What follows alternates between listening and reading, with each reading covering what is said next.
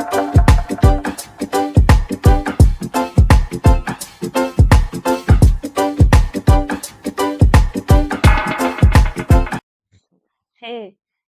hey, welcome back to another episode of podcast. I am Nikki and I am joined by my favorite co-host Ash. How it's going, Ash? I'm doing great.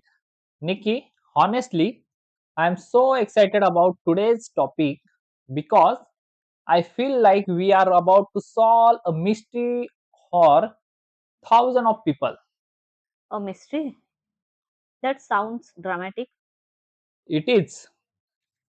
It's the mystery of the silent student. You know, the one they have studied English for years.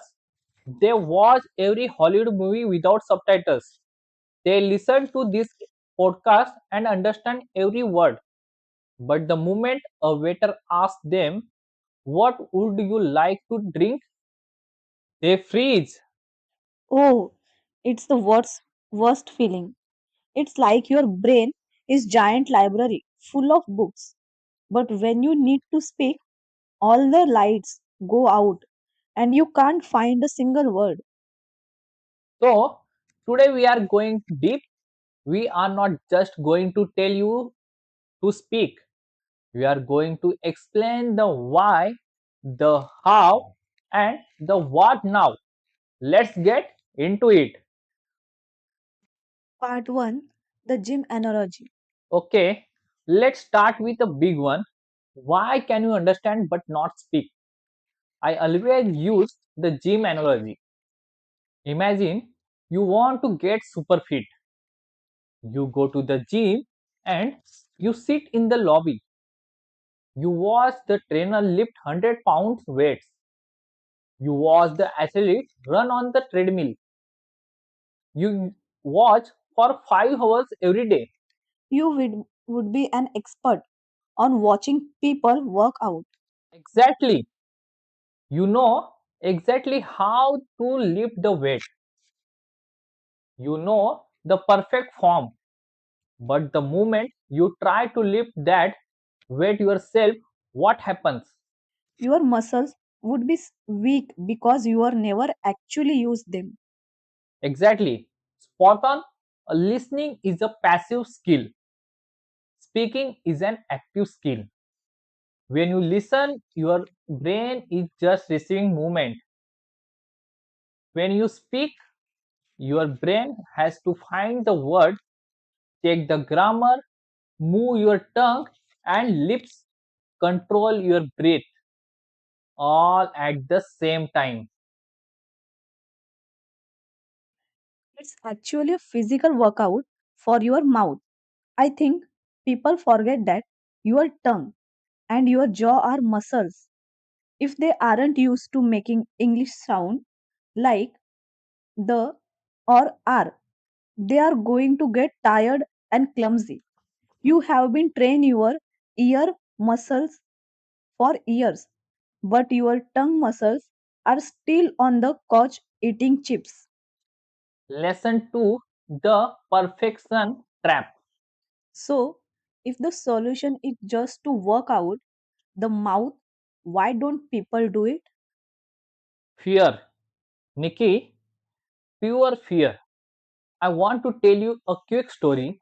When I was first learning my second language, I went into a bakery.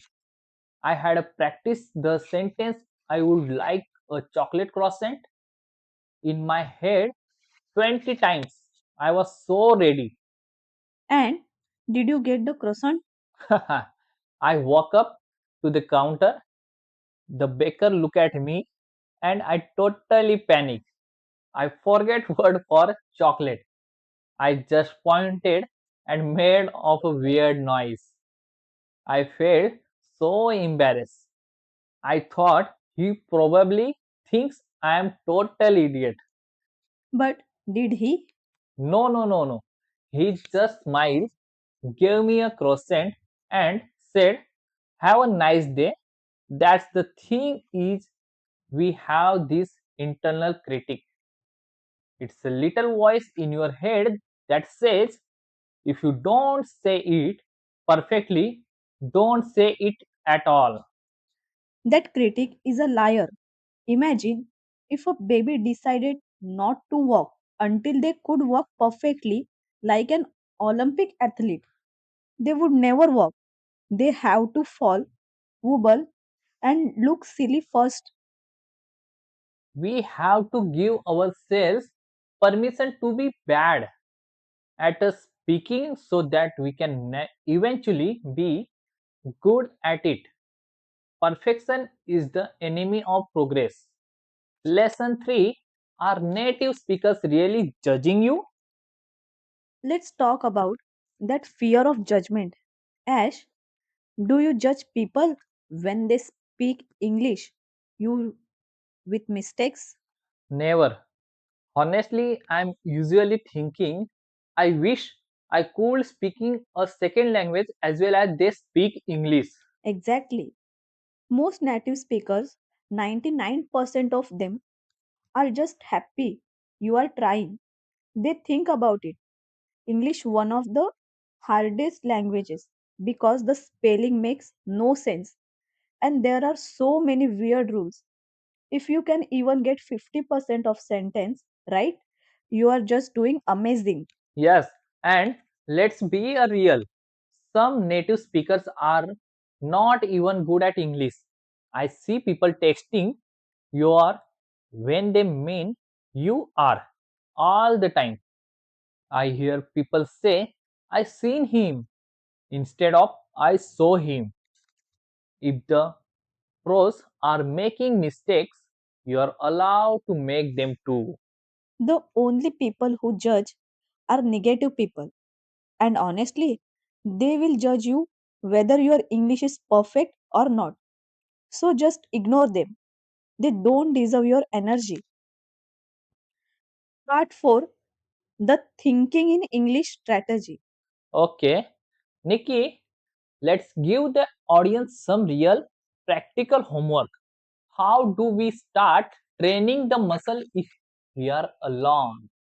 My favorite method is the internal monologue. You don't need a partner for this. Basically, you just narrate your life like you are the star of a movie. Like Ash is now brushing her teeth. She is tried, but the toothpaste is minty. Exactly. Or when you are deciding what to wear, instead of thinking your native language, try to say it in English. I think I will wear the blue shirt. No, the blue shirt is dirty. I will wear the red one. This is so helpful because it forces your brain to bridge the gap between thinking and producing the words. It removes the translation step. Most people try to translate from their native language to English in their head, and that makes takes too much time. Talking to yourself cut that time in half. Another great one is shadowing. Listening to a podcast like this one. Pause if after I say a sentence and try to say it exactly like I did. Copy my speed, my emotion, and my rhythm. Part 5, the Lego strategy. I also want to mention what I call the Lego strategy. Oh, I love Legos. Tell me more. Think of English words like Lego bricks. You don't need a build a giant castle, a perfect paragraph right away. Just focus on connecting two bricks. I want, I go, it is. Once you are comfortable with the small pieces, you can add a third brick. I want coffee. I go home. Then fourth, I want hot coffee. You build it bit by. Don't worry about the complex grammar. Castle at. You just keep climbing the bricks together. This makes it feel so much less scary. You are not trying to Shakespeare, you are just trying to get your point across. Sixth lesson, final words of encouragement. We are coming to the end of episode, but I want to leave everyone with this. Language about is connection, not correction. That's beautiful, Nikki. Say that again. Language is about connection, not correction. If you and I really talking, I understand that you are happy or sad or hungry, then the languages has done its job. The grammar doesn't matter as much as the human connection. So, stop being your thought teacher, be your own best friend. Celebrate every time you say a sentence, even if it's a messy one. You got this. The speaking muscle is ready to grow. You just have to give it the chance to the lift someone waits. We want to hear from you. Leave a comment and tell us what is one sentence you said in English today, even if it was just you to yourself. Don't forget to like and subscribe if you want more these deep dive chats. And if you are ready to real start practicing, click that link the description to join our speaking community. Okay, guys, see you in the next one episode. And don't forget to like, share, and subscribe to our channel. Learn English together. Bye bye.